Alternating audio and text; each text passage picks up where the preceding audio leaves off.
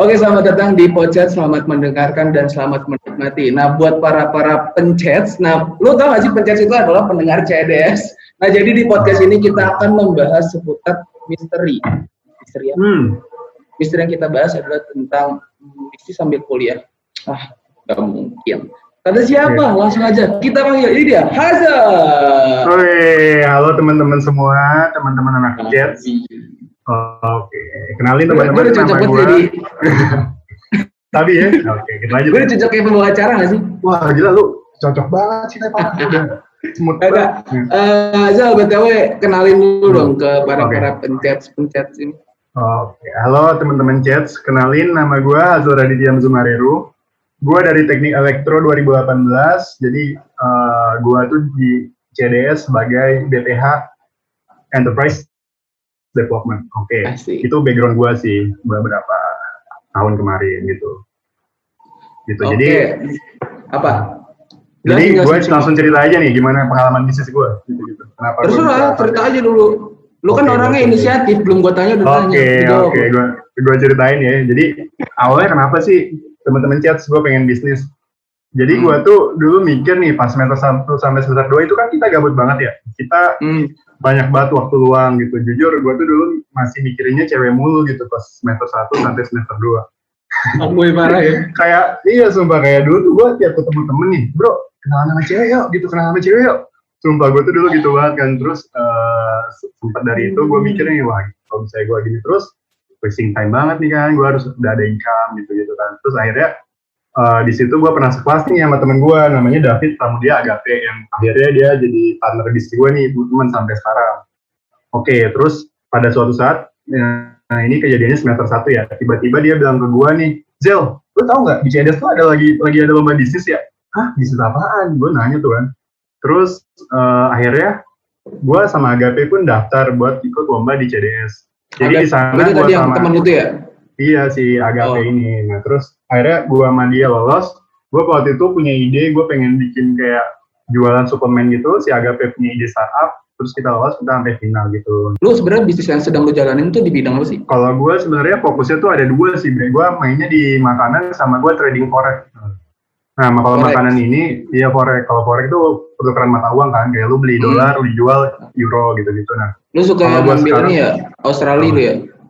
Australia, AUD kan, kalau Jepang, JPY, Pounds, Eropa gitu-gitu Bre. Jadi beli murah, jual mahal gitu-gitu. Itu susah sih, tapi emang asik. Yang lu fokusin sekarang apa nih, dua-duanya atau lebih? Kalau sekarang kan, jadi gini, gue kan kemarin sempat mau buka kafe tuh, ya kan? Di Kutek tuh, gue udah bayar sewa dan lain-lain, udah beli kulkas, freezer, bahannya udah semua. Bentar. Buat yang nggak tahu Kutek itu ada di Kutusan ini, Beji, Depok. Iya. Lanjutkan. Di belakang stadion ini. Jadi nanti kalau misalnya teman-teman mau mampir, ada namanya Cafe Haidapur. Nanti mampir ya. Jadi gue tuh dulu sempet gratis buat yang cantik aja tapi ya. Oke. Jadi kemarin tuh gue udah mau start kan. Terus tiba-tiba nih gue seminggu mau opening, pengumuman nih libur Bre. Iya kan? Oh iya yang kemarin tuh kan. Iya libur kan. Nah, gara-gara libur ini akhirnya kita cancel semua tuh, planning semuanya kita cancel. Nah sebenarnya setelah beberapa lama tuh gue juga dapat orderan catering pabrik alkalin gitu. Dia minta sehari itu sekitar 600 porsi apa, pokoknya dihitung-hitung modalnya kalau misalnya kita mau running per bulan 100 juta gitu kan harus sudah ada. Nah karena gue waktu itu belum ada modal akhirnya kita cancel. Nah, ini gue cerita dulu aja kali ya Le, dari awalnya gimana gitu-gitu. Boleh bebas. Oke, jadi balik yang enak kan kalau gue potong-potong kan? Iya. Atau oke, ada. Ya jadi pertama itu teman-teman gue udah mulai bisnis dari semenjak di Undip gitu. Dulu sempet gue sama teman gue kita pengen bikin kafe gitu. Nah teman gue ini dia emang orangnya lumayan ini ya, bapaknya punya PT gitu. Bapaknya punya PT manufaktur alat-alat kimia gitu. Terus dia sempat bikinin anaknya PT. Nah PT ini tuh di bidang dia ngurus kayak misalnya kalau misalnya lo lihat nih di PT-PT itu kan suka ada pendingin sama pemanas ya kan. Nah dia tuh ngasih jasa itu buat servis pendingin sama pemanas, tapi segalanya pabrik gitu. Nah dia tuh dulu kalau misalnya ke kampus dia bawa BMW gitu-gitu Bre. Nah gila banget sih dia. Nah terus Anjir lah ya. Iya. Tadi tuh gue mau bikin kafe itu sama dia, kita udah ngobrol-ngobrol, kita udah punya nama nih, ya kan? Oh, lu serada jahat di mari ya? Gara-gara dia kaya, lu taik ya? Agak berarti, istilahnya, gue yang kerja lah, dia yang naruh duit. Butuhkan kan, mungkin lu punya konsep, tapi kan dia lebih punya modal, jadi saling melengkapi. Iya, cuman kan masalahnya gagal kan? Gagal sih, jadi kebetulan gue keterima di UI kan, dia juga sempat UI, akhirnya gue pindah ke UI gitu. Nah sebelumnya gue dulu pas waktu di Undip tuh sempat inget nggak temen-temen chat, kalau dulu tuh sempat booming Bitcoin ya, lu inget nggak yang Bitcoin naik? Tahu. Nah itu tuh, lu pernah denger namanya Bitconnect gak, Le? Nggak tahu ya? Gue kurang paham sih, gue tahu cuman kripto sama itu doang. Kripto gitu-gitu ya. Nah itu tuh dia bilang nih, katanya ada investasi namanya website Bitconnect, kalau teman-teman tahu tuh. Gue sempet tuh masuk ke situ, gue wah gila nih, ini orang-orang pada promosi ini, gue masukin aja kan, gue masukin tuh 10 juta ya kan. Terus beberapa minggu kemudian gue masukin itu websitenya bener-bener hilang. Nah di situ itu merupakan salah satu kerugian pertama gue gitu di bisnis. Dari terutama di investasi. Nah di situ gue belajar kalau kata-kata Warren Buffett itu, resiko itu keluar kalau misalnya lo nggak tahu apa wadah investasi lo gitu. Jadi misalnya lo nggak ngerti Bitcoin, lo nggak ngerti cryptocurrency, tapi lo asal naruh duit aja, nah itu bahaya banget gitu. Cuma kalau misalnya lo ngerti, itu malah justru itu bagus banget kan. Misalnya lo ngerti banget nih tentang saham apa, atau enggak lo invest ke saham-saham yang besar kayak BCA, Telkom, BRI gitu-gitu. Nah itu bagus. Jadi di sini adalah resiko itu ada ketika lo nggak ngerti sesuatu yang lo investasiin gitu. Jadi mendingan taruh deposito atau reksadana aja. Nah, dari situ akhirnya gue pindah nih ke UI kan. Ya kan? Nah, salah satu kenapa sih gue pengen pindah ke UI itu karena iklim startupnya itu kan keren banget ya. Kayak misalnya kalau dilihat ada namanya Kita Bisa dan lain-lain kan. Nah, gue tuh pengen banget tuh dulu gue ngeliat Steve Jobs gitu-gitu kan. Gue pengen banget nih punya startup gitu. Nah, berarti orang-orang yang sukses itu jadi patokan lu gitu untuk bergerak? Awalnya sih gimana ya, gue tuh gini kan, gue nggak punya adik, gue nggak punya kakak, jadi gue kalau di rumah sepi aja gitu. Jadi kayak gue mindset gue, wah gimana nih bro kalau misalnya gue cuma di rumah aja, atau gue cuma nongki doang sama temen kan bosen nih ya. Gue pengen kayak kalau misalnya gue bisa punya sesuatu keren nih gitu kan, buat tiap hari meeting gitu. Nah, dari situ akhirnya gue mulai nyari ide. Nah setelah itu gue singkat cerita gue pindah nih ke UI nih, ya kan, itu sekitar 2 tahun yang lalu. Nah akhirnya gue sama si Agape ini diajakin lagi nih, yang tadi gue sempat ikut lomba sampai final itu di CDS, gue diajakin lagi nih bisnis startup. Nah kita punya ide keren banget nih, ini teman-teman kalau misalnya mau pakai idenya juga boleh. Kurang baik apa coba? Kurang baik apa? Iya tuh, gue kasih tau idenya, nanti gue kasih tau trik-trik bisnisnya juga. Nah jadi itu kan orang banyak banget yang pengen bikin baju custom kan. Cuma banyak, kalau misalnya kita datang ke vendor-vendor baju gitu, kita minimal beli harus lulusin gitu kan. Gue tuh sama Agape punya konsep nih, kita bisa dari aplikasi kita formatnya kayak Canva gitu, jadi bener-bener teman-teman tinggal kayak nulis nama, nulis logo gitu-gitu, terus nanti tinggal dimasukin ke bajunya, atau nanti bisa juga ke power bank, ke casing HP, ke gelas, ke semuanya lah gitu. Nanti bisa langsung dipencet, nanti langsung datang ke rumahnya teman-teman. Nah terus di website ini juga ada tempat buat marketplace, di mana nanti di sini ada desain-desain gitu dari desainer. Nanti dari desain-desain ini teman-teman bisa milih nih, wah gue pengen desain ini nih, saya desain baju Avenger atau desain sports gitu, iya gitu. Nanti udah lu sediain preset ya berarti ya? Iya, bahkan gue dulu sempat buka tuh, bikin juga website sama si Agape ini. Nah kita tuh dulu punya konsep ini dan kita namain nama startupnya Gayain gitu. Nah terus ini banyak halangannya sih, tapi dulu tuh gue start bertiga sama temen gue, sama Agape, sama satu lagi anak teknik juga namanya Maulana. Nah gue tuh dulu sempet bertiga, gue bener-bener gue datang ke Fasilkom nih, gue ke BM Fasilkom nih gue ke BM Fasilkom, bro di sini ada yang bisa coding ya? Gue dari teknik ini gue punya startup gitu-gitu, gue pengen bikin gitu-gitu kan. Nah cuma dulu tuh problemnya dari teman gue yang Maulana ini, dia pengennya lebih fokus ke lomba-lomba gitu. Dia tuh dulu sibuk di bedeng gitu. Kalau anak-anak teknik di bedeng itu artinya mereka lagi bikin proyekan, kayak misalnya bikin mobil listrik atau bikin kapal listrik dan lain-lain gitu. Nah itu dia pengen fokusnya ke situ. Dan sedangkan Agape ini punya startup sendiri gitu. Dan kalau gue tuh dulu bucin banget, sampai gue skip kelas nih gue buat ketemu Hania. Gue tiap pagi gue jemputin Hania gitu, terus gue tiap malamnya gue juga jemputin dia nganterin balik kan. Pokoknya singkat cerita tuh gara-gara gue lebih milih sama dia daripada di startup ini, akhirnya kita nggak jalan gitu startupnya. Cuma singkat cerita nih buat pelajar sama teman-teman juga ya, kalau punya cewek gitu jangan terlalu bucin sih, soalnya kalau misalnya terlalu posesif gitu ujungnya diputusin juga kan, nggak enak gitu. Jadi udah gua kata batu. iya makanya. Oke, gini. Tadi kan udah cerita curcol dari lu ya. Iya, gitu. Dan mungkin tadi lu terlalu mendefinisikan tentang apa yang lu jalankan, dan kita kan sifatnya general nih untuk lebih general ya. Benar. Dan listener gue juga kan mungkin kurang paham sama yang itu yang lu bahas. Jadi langsung, kita sederhanakan aja ya. Oke, Bre, bisa. Jadi, langsung ke gimana? Oke, jadi sebenarnya gue mau nanya, lu kan dulu bucin banget nih. Iya, benar. Wah, gila lu, fuckboy nggak sih? Enggak sih, gue sebenarnya anak baik sih. Polos lah ya. Pada umumnya ya. Iya, pada umumnya lah. Di umuran remaja gitu kan. Iya, jadi, masih. Ketika lu sibuk mencari kebahagiaan lu yang tadi, kan lu sempat sakit hati. Apakah hal itu yang bikin lu pertama kali bikin ide bisnis? Nah, jadi kan di situ gue sempet sakit hati banget sih. Cuma setelah gue pikir kayak, ya itu namanya hidup lah, namanya roda kan, ada di atas ada di bawah, ya kita tetap harus ada di roda itu kan. Iya kan, biar roda ini tetap jalan harus kita goyang terus kan. Akhirnya ya udah kita gue jalanin aja hidup gue sempet tuh gue dulu sedih banget sih emang, gue sambil UTS gue nangis gitu. Cuma setelah gue pikir-pikir kayak ya udah gitu kan. Terus lanjut. Berarti yang pertama kali memperkenalkan lu tentang bisnis bukan dari orang ya, berarti dari masalah hidup lu dulu kan pertama. Kayak misalkan tadi lu sempat bilang kan, lu dulu sama cewek gini banget gitu kan, bucin banget kan ya. Jadi kalau sakit hati lu mikir ide untuk bikin bisnis. Kedua, lu anak tunggal di rumah. Gue sepi banget di rumah gue. Lu nggak punya kakak, lu nggak punya adik. Meskipun ada orang tua lu yang selalu nemenin, bukan berarti lu, kan beda cuy.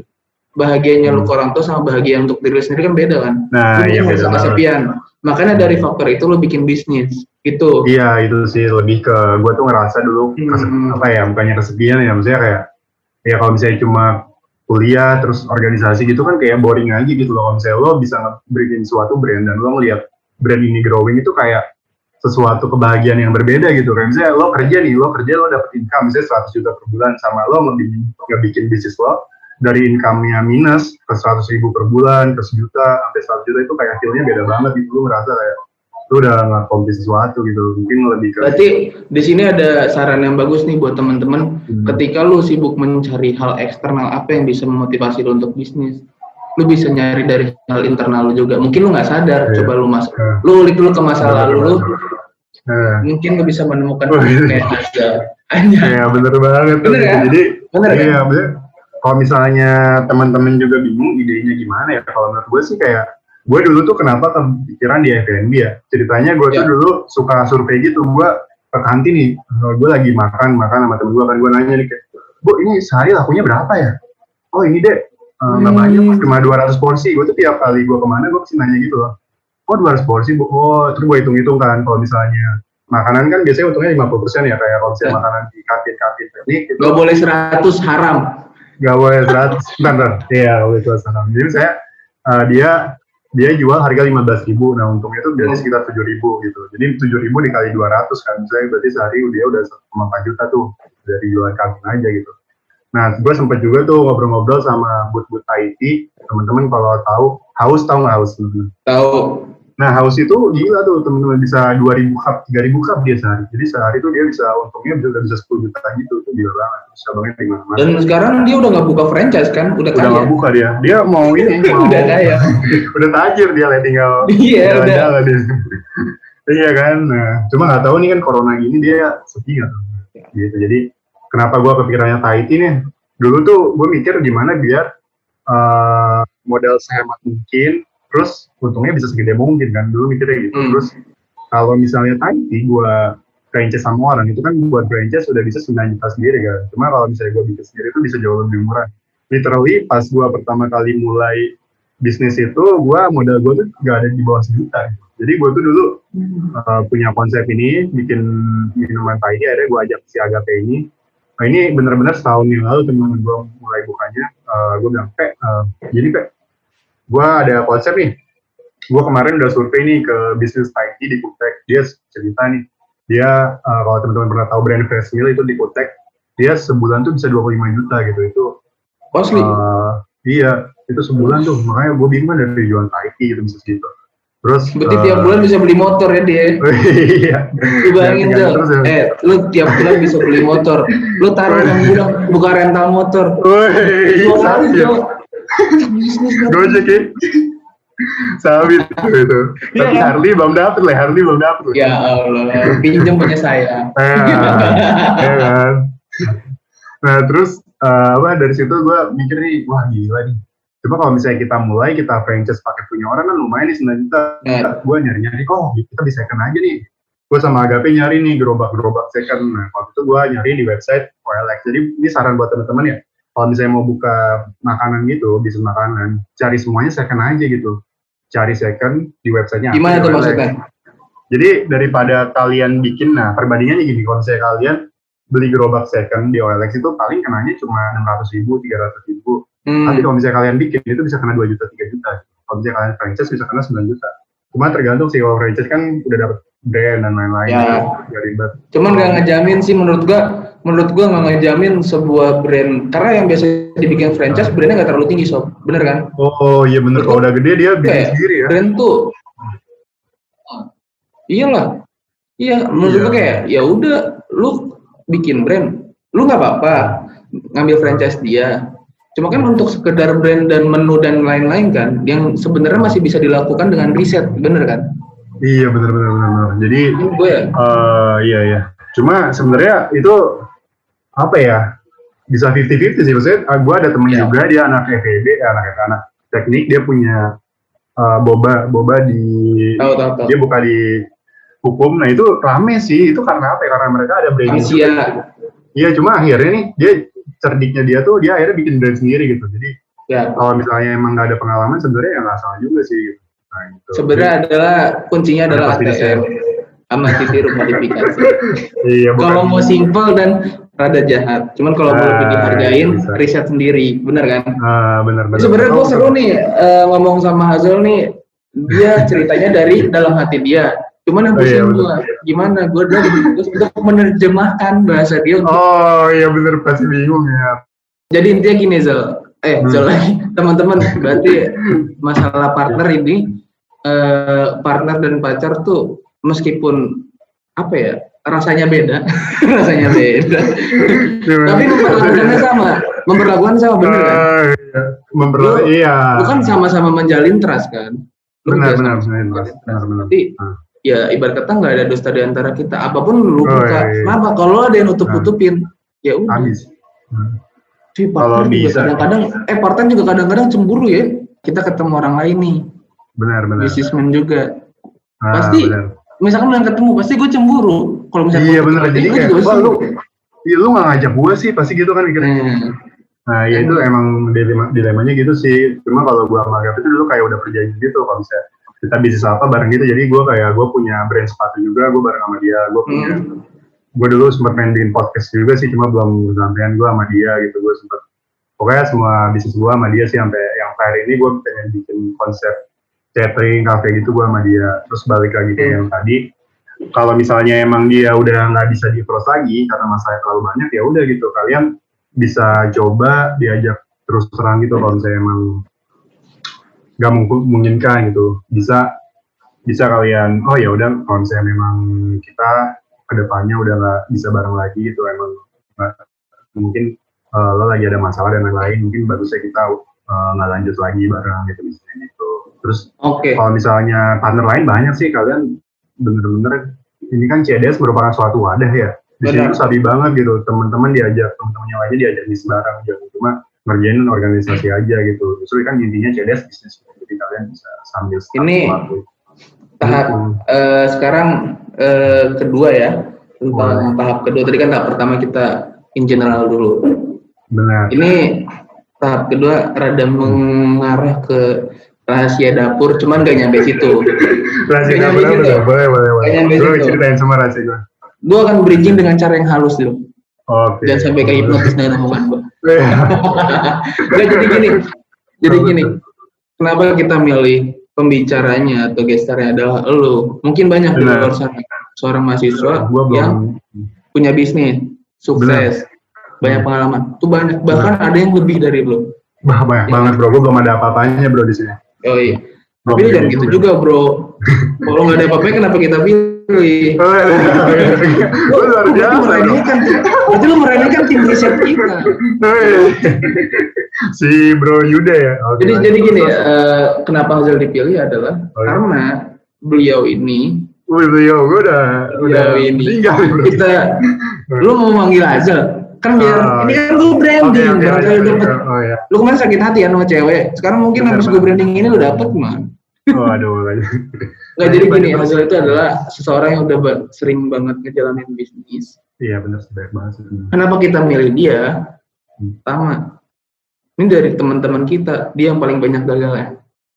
Benar sih. Dan kedua, dia yang paling strong coy. Demi Allah nih, dia cerita sama anak-anak nih. Bro, gue mau bisnis ini, oke. Bulan berikutnya, anjir, gue gagal. Itu berkali-kali. Gue bikin lagi. Terus 6 bulan berikutnya, Zil, gimana kabar bisnis? Waduh, kata gue, gimana? Cuman dia asli bro, dia sukses. Dan pasti setiap ada kegagalan, ada ilmunya, bener kan? Bener, pasti banyak banget sih ilmunya. Karena yang gue ulik itu, kenapa gue kasih Hazel? Biar saran dari dia, gak diulangin kesalahannya sama lo semua. Ya, itu dia mengalami kegagalan, makanya dipilih sama dia. Oke, Zal, sekarang sebenarnya lu udah jalanin bisnis apa ya sih? Oke, kalau sekarang yang lagi running tuh gue ada bisnis yang mainnya gue ini adalah kafe ini gitu. Jadi gue tuh dulu ketemu sama Koki gitu. Nah, Koki ini emang dia dari Malaysia gitu. Gue udah deket banget sama dia. Kemarin acara motor gue ketemu ya? Iya, itu dia kan, dia suka nyanyi juga tuh di situ. Lanjut. Iya, jadi dia punya konsep itu. Jadi dia tuh gini kerjanya, dia food consultant kan. Jadi dia buka iklan gitu online, dia ketemu sama investor. Misalnya ada investor nih, dia punya kafe yang nggak laku. Dia datang nih, oh Pak, ternyata kafe Bapak rasanya kurang, harganya kemahalan. Atau kafe Bapak kalau bisa ditambahin live musik nih bakal lebih rame. Kafe Bapak kalau diiklanin di Instagram bakal lebih rame. Jadi kerjaan dia tuh dulu gitu. Jadi gue tuh dulu sempat pas liburan semester 3 itu, semester 4, gue sama dia selama liburan itu gue keliling nih ketemu klien gitu. Nah emang gitu sih kerjanya dia, dan akhirnya gue sama dia, gue pengen bikin sesuatu gitu. Jadi dari situ kita punya konsep, kita pengen bikin kafe kayak itu lah, kayak BR gitu sih pengennya lah gitu, kayak BR gitu. Cuma kan kalau BR gitu kan lumayan gede. Azil tuh salah satu orang yang baik loh, dia promosiin bisnis orang loh. BR tuh tempat nongkrongnya gue itu. Ya kan, dia di dekat Margonda, nanti bisa lah kalau saya teman-teman mau datang, sering nongkrong gitu kan. Untuk masalah konsep kafe yang asik di tahap berikutnya. Boleh tuh nanti. Ini kita bahas menggali dulu aja masalah konsep terakhiran. Soalnya ada fokus kan itu ya. Iya, berarti yang pertama. Kedua. Nah, yang kedua itu jadi waktu itu gue kan sama Yuda itu ketemu di kelas MPKP film gitu. Jadi di situ gue ketemu sama Yuda, gue sempet sekelompok juga sama dia, gue sempet ngobrol-ngobrol. Terus dia kan emang dulu anaknya BEM banget ya, dulu dia anak hasrat. Terus tiba-tiba nih dia pas waktu semester 3 ke semester 4 dia bilang, Zil, gue pengen mulai bisnis nih. Anaknya apa ya? Dia nanya-nanya ke gue, akhirnya, oh ya udah bro, gini aja, kita bikin fashion aja. Wah, tapi kalau fashion baju kan udah banyak ya. Gini aja, gini. Kebetulan kita waktu itu lihat di YouTube kan, kita lihat ada iklan sepatu Brodo. Kalau teman-teman tahu tuh Brodo itu. Ya udah, gini aja kita bikin sepatu aja Zil. Nah, akhirnya gue sama Yuda ini, sama ada si Agate juga, kita bikin brand sepatu gitu. Dan pas waktu kita lihat di online emang brand-brand kecil kayak Brodo atau brand-brand sepatu lainnya itu kan mereka pertama kali bikinnya itu di Cibaduyut di Bandung. Akhirnya gue tuh sama Agape naik motor, gue ke Bandung tuh. Nah, itu sempet serem banget sih. Iya, itu 8 jam, 6 jam ya. Nah, itu Gila sih, gue hampir ketabrak truk itu 2 kali, bre. Untung gue nyampe kan, dan di situ gue ke Cibaduyut. Gue ke Cibaduyut tuh, gue survei. Gue bener-bener gue ngetok-ngetok rumah warga tuh, Pak. Di sini ada. Jadi kalau di Cibaduyut di Bandung ya teman-teman, asli. Jadi kalau misalnya di Cibaduyut tuh satu kampung itu isinya pengrajin sepatu semua. Kalau misalnya teman-teman tahu di Garut itu, bentar nggak ada apa. Kalau misalnya teman-teman tahu di Garut itu kan ada ini ya, ada kampungnya itu semuanya pengrajin. Bukan tempat cukur kan, dari Asgar ya, dari Garut. Iya kan. Sedangkan kalau di Cibaduyut di Bandung itu isinya pengrajin sepatu semua. Misalnya di blok ini dia bikin sepatu Converse, di blok ini dia bikin sepatu kanvas, bikin sepatu cewek, di blok ini dia bikin sepatu kulit buat diimpor. Terus yang di blok ini dia bikin sepatu yang sport gitu. Jadi gue sempat ke sana, gue ngobrol-ngobrol ke warga-warga sekitar. Jadi gitu sih teman-teman, kalau misalnya mau mulai bisnis sebenarnya nggak harus kalian browsing atau gimana, kalian bisa langsung datengin tempatnya juga, terus tanya-tanya warga gitu-gitu. Nah bahkan kalau di Bandung ini, iya orangnya baik banget. Gimana ya? Sebenarnya gampang ya? Gampang tuh tergantung beberapa faktor. Kalau misalnya modal kalian lebih banyak itu kan jauh lebih gampang kan. Soalnya untuk menurut gue kayak ketika lu misalkan lu bisnis sepatu, lu kan harus cari bahan pabrik dan lain-lain ya. Itu ribet banget gitu ya. Rada sulit kan. Sulit banget gitu. Paling sebenarnya kalau misalnya lu punya orang pasti banyak tuh yang modal keinginan, bener kan? Banyak banget. Jadi sekarang gampang dong realisasiinnya, tinggal naruh konsep, datengin ke tempatnya. Nah udah, nanti dari si pengrajin itu cuma simpel dong, cuma satu dong tugas dia. Cuma desainnya dari kita sih, jadi kita tuh kayak nyiapin desain gitu, kita mau desain sepatunya kayak gimana, mau polanya kayak gimana gitu kan. Terus nanti kita kasih ke dia, saya pengen polanya gini. Nanti dia yang nyari bahannya, dia yang nyari semuanya, dia yang rapiin semuanya gitu. Jadi emang soalnya juga dari dia, jadi emang sesimpel itu sih teman-teman. Kalau misalnya mau bikin brand sepatu bisa untuk Bandung. Kecuali nih ya, kalau misalnya ordernya tuh udah banyak, udah lebih dari 1.000 itu bisa mulai masuk pabrik. Cuma kalau di bawah 1.000 tuh masih pakai pengrajin gitu. Salah satu sukses story-nya tuh gimana? Ya udah lanjutin. Sukses story-nya gimana? Ini nih yang penting. Iya, kalau misalnya teman-teman tahu nih di Cibaduyut itu gue lagi ngobrol-ngobrol ke pengrajinnya kan, ada yang namanya tuh Adorable Project gitu. Kalau teman-teman nyari di Instagram Adorable Project, nanti linknya bisa gue taruh di deskripsi. Nah, di situ tuh dia cokin miskin gitu ceritanya. Dia cokin miskin, dia datang ke bukannya ngejek dia ya, dia datang ke bengkel itu, dia punya konsep nih, dia pengen bikin sepatu buat cewek-cewek gitu, khusus buat cewek, karena cewek itu kan maksudnya secara objektif mereka lebih konsumtif daripada cowok gitu, mereka lebih sering ganti sepatu. Fashionista. Iya bener kan? Kayak pasti lu kalau jalan sama cewek lu pasti lihat-lihat baju gitu kan ya? Oh tidak, gue bawa bengkel. Ke bengkel. Suruh nemenin gua. Iya tapi biasanya kan lihat-lihat baju gitu. Jadi emang dia jual sepatu buat cewek gitu. Nah itu dia emang pertama dia dari miskin, dia cuma naik Vespa doang kayak itu, Vespa jadul ya. Terus karena dia bikin produk Adorable Project ini udah lumayan gede, dia fotonya pakai model, fotonya bagus gitu. Akhirnya dia bisa scaling, bahkan kayak 90 bengkel di Cibaduyut itu dia yang megang sekarang gitu. Dan dia tuh sekarang kalau datang udah nggak pakai dia udah nggak pakai Vespa lagi, dia sekarang datang pakai BMW gitu. Udah.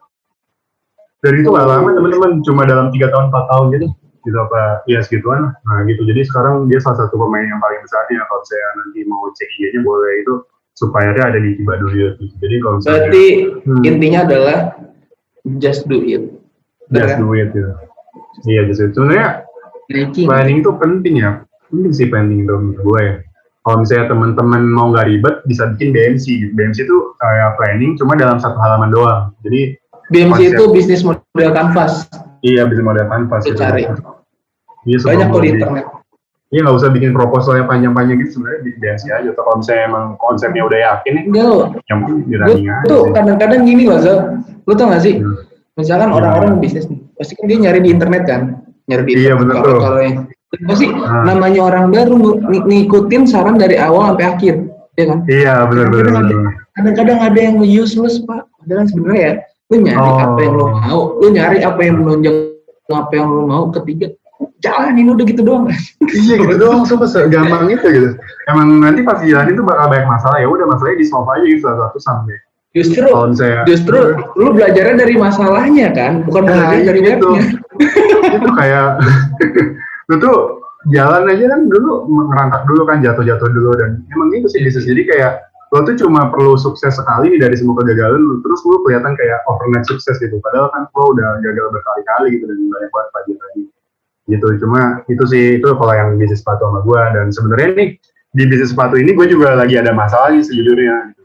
Kan kalau sekarang ini lagi corona ya, jadi emang buat bahan-bahan sepatu ini banyak yang terdelay gitu. Jadi buat sepatu yang gue bikin ini sama si Yuda sama si Agape ini, kita terdelay juga. Sebenarnya gue udah pengen mulai nge-share nih ke teman-teman, terus ke acara-acara fashion kayak Fashion Week gitu-gitu. Cuma karena semuanya lagi terdelay, mungkin nanti bakal lanjut lagi setelah corona gitu. Jadi emang kalau bisnis karena corona ini sih ya, jadi banyak yang turun sih bisnis gitu. Nah terus itu yang kedua, itu bisnis sepatu. Nah selanjutnya ada lagi nih, gue cerita lagi nih. Apa? Cerita aja nih. Kaki saya sob. Oke, jadi kalau selanjutnya nih, gue akhirnya karena gue gabut nungguin sepatu ini, terus gue sama Yuda nih kepikiran lagi nih, gimana kalau misalnya kita jualan baju-baju bekas nih. Gue ada temen, jadi cerita itu gini. Consignment. Iya, consignment gitu. Jadi cerita itu gue dulu sama temen gue pernah pengen bikin baju gym kan. Gue dulu pernah ikutin juga lombanya. Gue dulu ke Tanah Abang nih, gue nyari bahan-bahan baju gym gitu-gitu kan sama dia. Karena gue tuh kebetulan gue sama dia suka nge-gym bareng kan.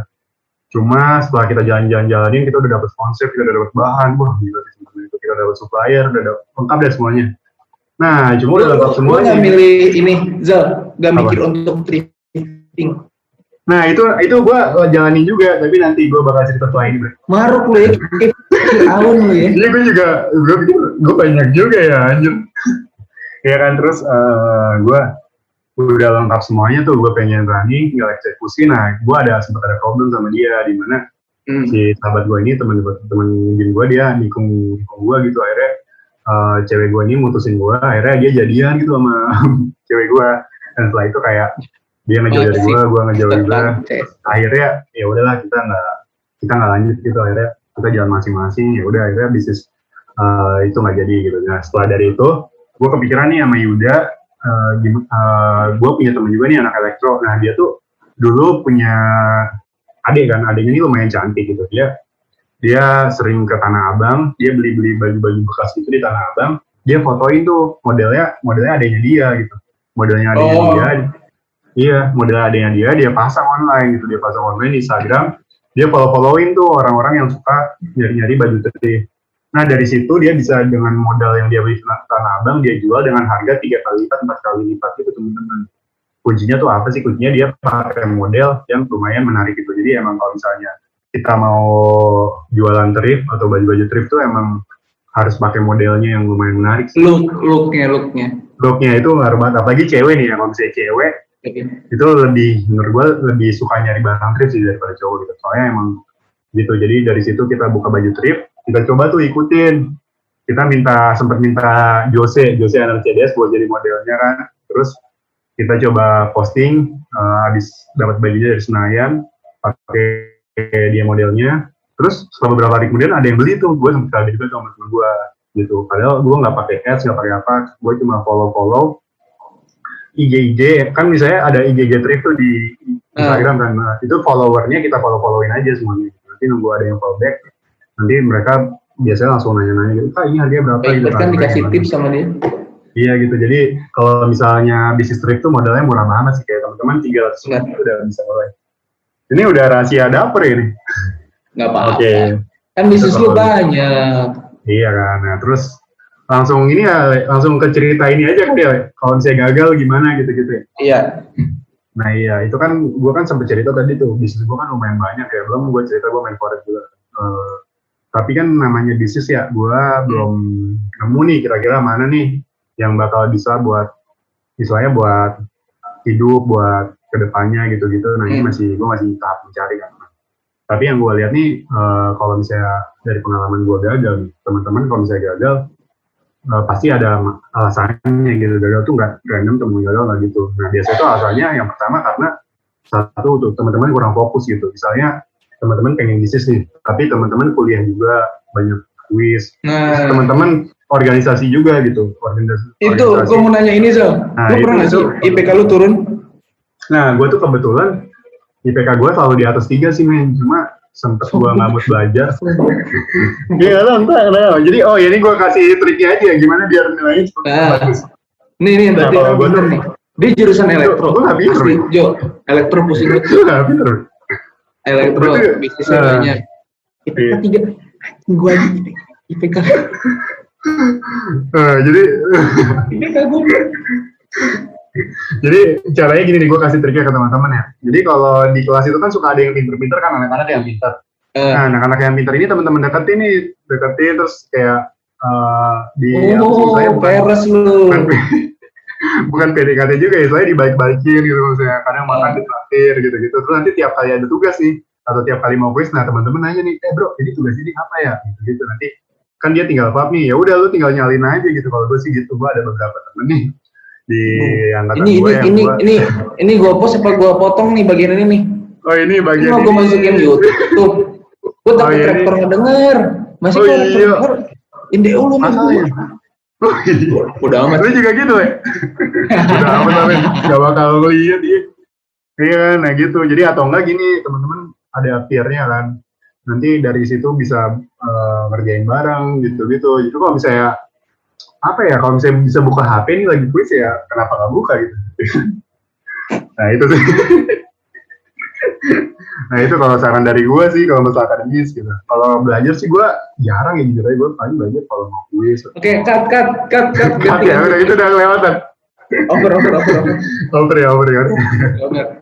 Ya udah pokoknya intinya teman-teman tanya-tanya lah ke teman-teman yang lebih ngerti gitu. Ini itu sih.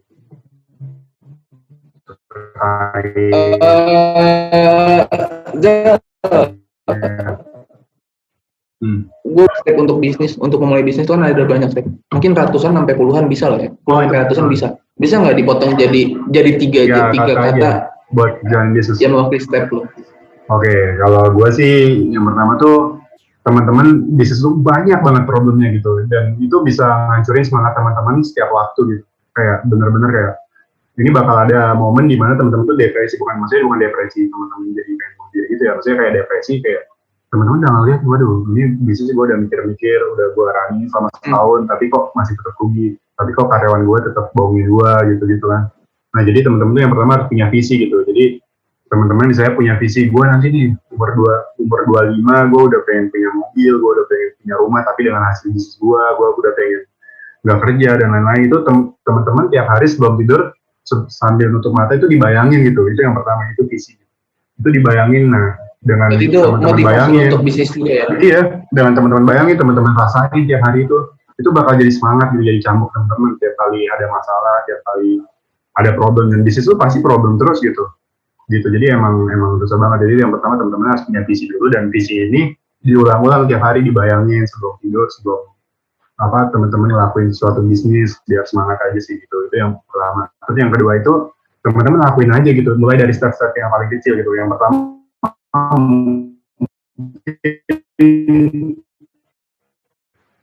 bisa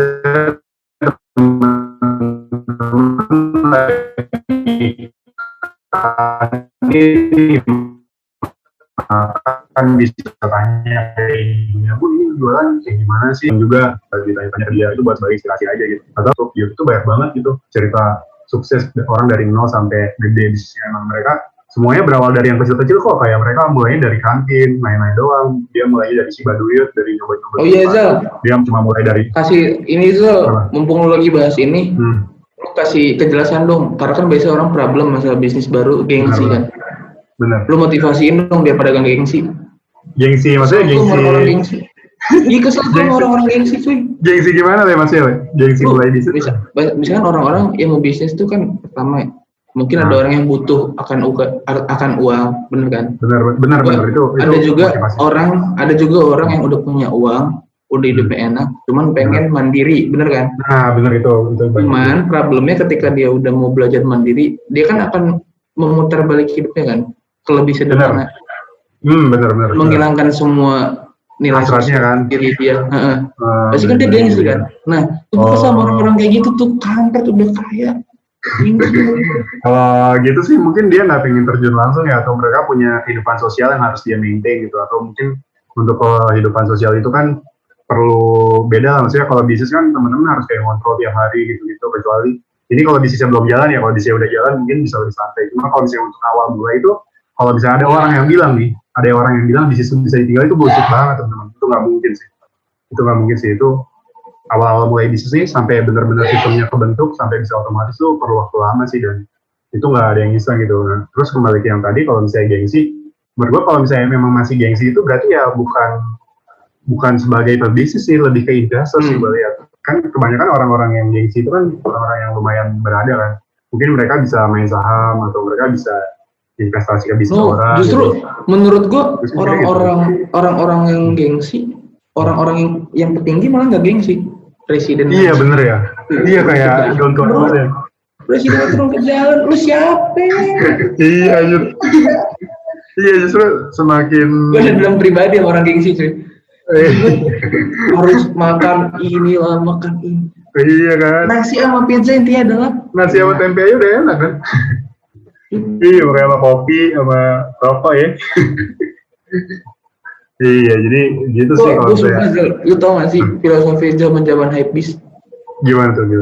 Tapi gue gak enak sih. Jadi orang tuh kan mau ngaku-ngaku barang-barang branded. Gue kesel. Iya dulu gitu kan. Terus. Apa dibilang gini? Ya, baju lu ini pakai inilah kata gue. Anjing fungsi baju sama aja cu. Iya kan, kalau sobek juga. Jadi tapi ya. Ending-endingnya, gue kan sempet beli ya nabungnya. Iya. Cat, laundry. Iya. Bolong. Di laundry bolong. Itu kan bisa bolong juga kan. Nah. Sedih kan. Iya sedih juga makanya kayak. Gue kan otaknya pinter ya. Itu gue bawa ke teman gue yang gengsi. Gue bawa ke teman gengsi. Sosok gue naikin jati diri gue tuh nggak lo. Gue kayak bilang, nih barang yang lu pengen udah gue hancurin. Padahal laundry ya. Padahal nggak sengaja. Ya gitu sih sebenarnya teman-teman bisa ngeputar balikin suatu problem jadi suatu kebanggaan gitu, mungkin itu bisa juga. Belajar ini juga nggak sih prioritasin suatu kepentingan kayak kalau ini lo kayak nggak terlalu penting, mikirin yang lebih penting dulu aja lah kayak gitu. One step ahead. Kalau menurut gue gini sih, kita kan masih muda ya, kita pasti pengen depan lah. Mungkin ada teman-teman yang masih pengen jalan-jalan lah, ke butik lah, kemana lah, ke Kemang atau kemana, atau pengen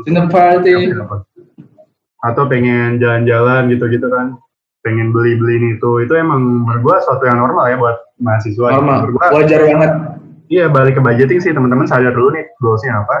Kalau misalnya bisa sisihin uang, kalau misalnya teman-teman punya bisnis, kira-kira bisnisnya apa, terus kira-kira modalnya gede nggak? Gitu, kalau misalnya bisa sisihin uang. Mungkin kalau mau rada kasar diginiin Zul ya. Mungkin kalau mau rada kasar kayak, lu mau enak sekarang, apa mau enak di masa depan? Nah, benar. Soalnya gini, kalau misalnya teman-teman nggak sadar, orang tua kita kan nggak mungkin ngebiayain kita selamanya gitu, dan kita juga udah waktunya untuk dewasa gitu kan.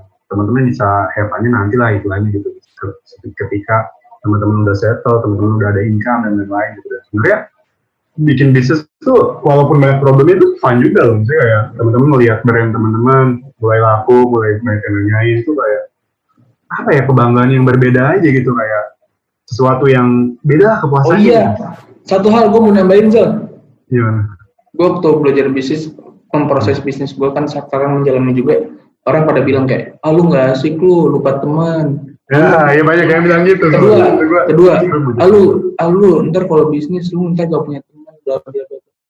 Dia nggak tahu nih, ketika kita menjalani bisnis kita dapat teman baru. Nggak maksudnya kayak, ya lu jangan mempermasalahkan ketika ntar teman-teman lu nggak nongkrong atau gimana. Justru ketika lu jalanin itu pasti lu dapat relasi baru. Pertama, kedua, ketika lu udah punya income di atas. Andai kata nih teman-teman lu brengsek nih, dia ngedeketin lu.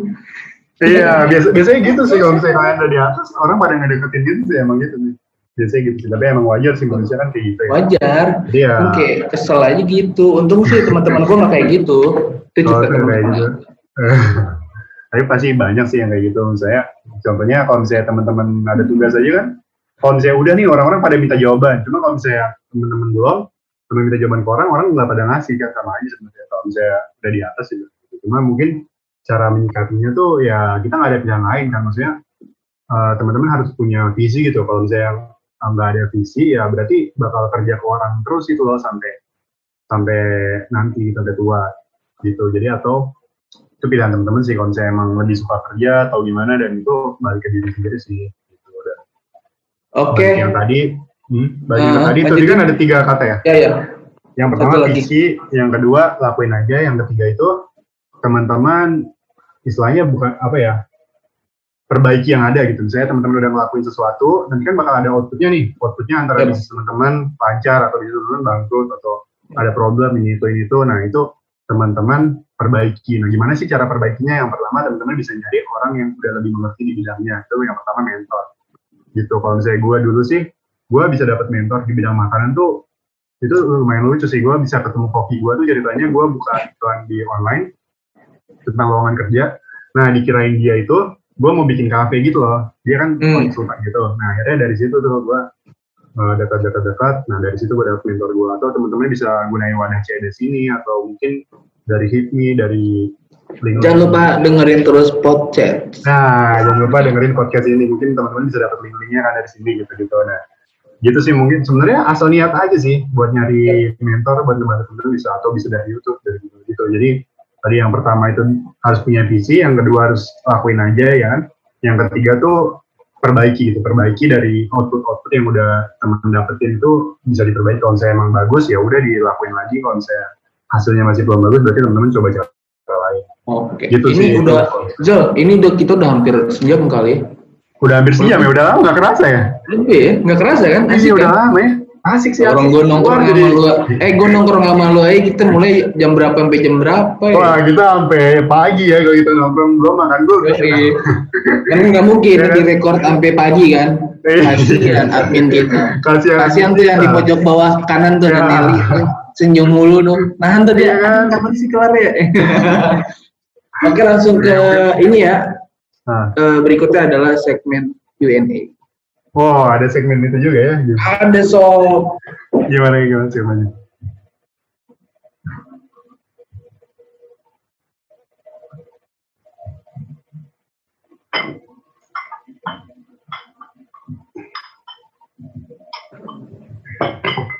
Oke, Zal. Oke, halo Bre. Gimana? Aman? Ya, aman. Jadi kita ganti segmen nih ya? Yoi, Q&A. Di Q&A ini tadi gue baru update sih story di Instagram gue.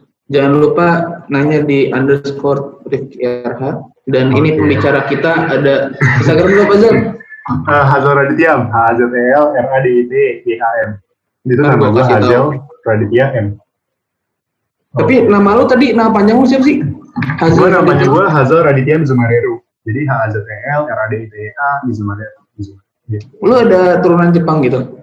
Jadi gini ceritanya tuh, dulu bokap gue kan sempat kerja ke Jepang kan. Nah dia tuh nyokap gue lagi hamil gue. Nah disitu bokap gue suka banget tuh sama budaya Jepang. Akhirnya kepikiran tuh namain anaknya nama Jepang aja, ya udah ya nama gue. Jepang gitu.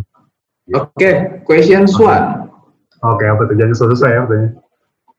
Dari Nur Intan. Oke boleh. Ini teman gue nih, Oh oke. Diplomat muda, mampus. Susah nih katanya. Nggak. Mungkin dia ntar mau dagang di luar negeri kali ya. Jadi gini, dia bilang kayak gini. Kan gue bisa dipanggil bule kan, tau kan lo? Oh iya benar. Gue bilang kayak, titip dong Le.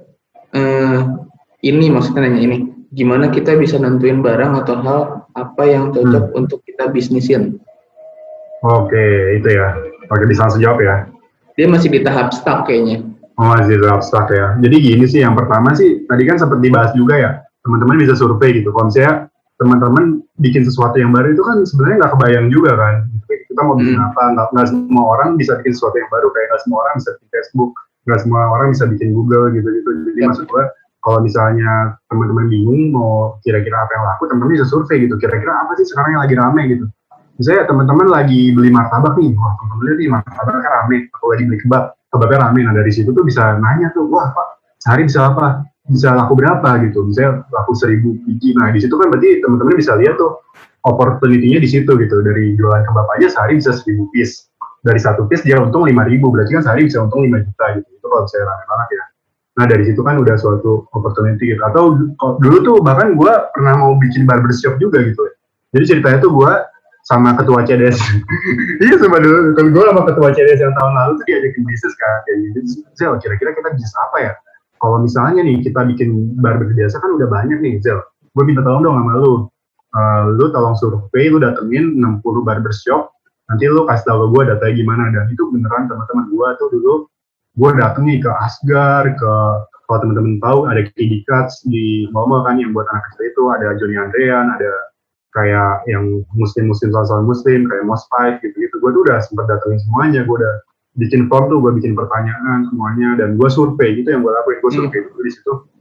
Dan di sini gue lihat nih, kalau misalnya teman-teman bikin konsep barber biasa, itu kan udah banyak ya. Cuma nih kalau misalnya teman-teman bikin konsep barber yang spesifik ya, misalnya buat muslim nih, buat salon-salon muslim itu kan cewek-cewek kesana tuh nggak cuma buat potong gitu, mereka bisa kayak full body service dan lain-lain gitu. Itu sekali datang tuh bisa 500.000 punya, atau teman-teman bisa bikin barbershop yang khusus buat bayi gitu. Kalau teman-teman lihat itu lebih mahal. Kalau misalnya Kiddy Cuts itu kan sehari satu bayinya bisa 120.000 kan, sedangkan yang datang tuh sehari bisa 100 anak gitu. Jadi dari cuma cukur buat bayi aja sehari bisa 12 juta gitu. Sedangkan kalau bisnis barbershop kan gak ada modalnya gitu, kalian cuma modal isinya aja gitu. Nah itu gue dapetin dari gue survei langsung. Jadi dari tadi sih buat kalau misalnya mau jual apa bisa survei langsung sih dari yang terdekat. Oke, berarti intinya gini ya Zal, bukan apa ya, bukan apa sih tadi kan dia nanya hal apa sih yang cocok. Berarti bukan hal apa yang lu cari itu enggak ada, tapi lu nya yang kurang mencari peluang di dalamnya. Betul, opportunity itu selalu ada. Oke. Kayak kedua, lu lanjutin, sok lanjutin apa? Nanti nggak keluar gitu. Nah ya kayak ini sih kayak maksudnya kayak bisa aja gitu. Misalnya lu lihat nih, wah gila nih, gue kalau bisa jual apa nggak mulai sekarang nih jualan boba, nanti apa boba keburu habis, nanti gue nggak bisa dagang lagi nih. Sebenarnya nggak gitu. Opportunity itu selalu datang, kayak misalnya bisa aja habis itu bakal datang dan pergi gitu. Jadi misalnya teman-teman bisnis nih, ternyata ini konsepnya nggak bagus, nanti juga bakal ada opportunity lain, bakal ada kesempatan lain. Jadi sebenarnya kesempatan tuh banyak, mungkin mindset kita yang dirubah. Kayak coffee shop itu, sekarang kan mungkin memang coffee shop lagi kurang laku nih dari ya bener kan, teknologi kayak GoFood ini, coffee shop jarang kan. Tapi setelah adanya pandemi ini, semua orang yang biasanya nongkrong, Gojek, GoFood. Iya, GoFood malah jadikan jalan coffee shop. Oke Zal, pertanyaan kedua Zal. Pertanyaan kedua adalah tanyain dari Ikalina. Apa nih? Tanyain pembelajaran terpenting buat semua kegagalan yang dia alami. Pembelajaran gua selama semua kegagalan. Quotes paling quotes atau kayak ini ya pelajaran ya. Menurut gua sih ini sih dari semua kegagalan gua yang gua lihat, gua tuh kurang mengerti gitu loh, mengerti apa yang medan yang gua hadapin gitu. Contohnya dari kegagalan gua bisnis makanan, di situ gue nggak tahu kalau misalnya makanan biar laku itu tempatnya harus seperti apa. Gue belum survei lebih jauh, apakah orang mau datang ke sana jauh-jauh, apakah gue belum survei tempat waktunya juga, bagus nggak sih gue buka pas bulan puasa, dan gue belum survei juga nih kondisinya gue boleh jualan apa aja di situ. Dan kadang tuh teman-teman nemu tempat bagus sih buat dagang, cuma yang boleh dijual tuh cuma dikit doang, itu juga masalah. Jadi emang baiknya nih ya kalau misalnya teman-teman mau resep nanti gagal istilahnya, teman-teman bisa nyari orang yang benar-benar ngerti bidangnya gitu. Misalnya teman-teman mau bikin bisnis di makanan, kalau misalnya teman-teman start sendiri, kemungkinan untuk gagalnya itu besar banget gitu. Cuma kalau misalnya teman-teman ngajak orang yang udah pernah bisnis di bidang makanan selama 15 tahun, atau bisa dibilang mentor gitu ya, itu bakal memotong semua kegagalan itu gitu. Jadi gitu sih, mungkin kalau misalnya gue bisa kembali ke masa lalu dan gue bisa start, yang gue lakuin ya sebelum gue start bisnis langsung, gue bakal nyari mentornya dulu, mentor yang benar-benar ngerti apa ya, sebagai partner juga gitu, dan dari situ gue baru start gitu. Karena dengan adanya seseorang yang mengerti bidang itu, kita nggak perlu rugi gitu teman-teman, kita perlu motong semua kegagalannya itu. Dan yang kedua itu adalah mungkin dulu tuh gue pengen langsung mulai ya, gue risetnya kurang, mungkin bisa perbanyak research dan perbanyak data gitu sih. Dan terlepas dari itu, kalau misalnya emang udah gagal ya maksud gue coba lagi sih itu sebenarnya itu dan pasti udah banyak ilmu yang dapat karena pengalaman berharga. Ilmu paling berharga itu sih paling. Oke, number three. Iya. Soalnya ini kenapa gue tiba-tiba bahasa Inggris, pertanyaannya bahasa Inggris juga. Bahasa Inggris juga gimana? Salah banget gimana? Dari Yasin Alibi. Oh, dari Bos Yasin nih. Ketua kita. Gimana tuh? Oke, Yasin bilang kayak gini. Business is about people. Yes or no. Iya, bener banget sih itu teman-teman. Jadi gini, kalau kata orang kan bisnis tuh yang paling penting itu apa sih? Orang-orang bilang sebenarnya yang paling penting itu customer-nya atau pekerjaannya. Kalau menurut gue sih yang paling penting itu pekerjaannya dulu sih. Gitu. Jadi bisnis itu kan istilahnya mesin ya. Gitu. Ini tuh mesin, misalnya motor nih. Nah pekerja itu sebenarnya engine-nya teman-teman gitu. Gitu. Dan kalau misalnya orang yang beli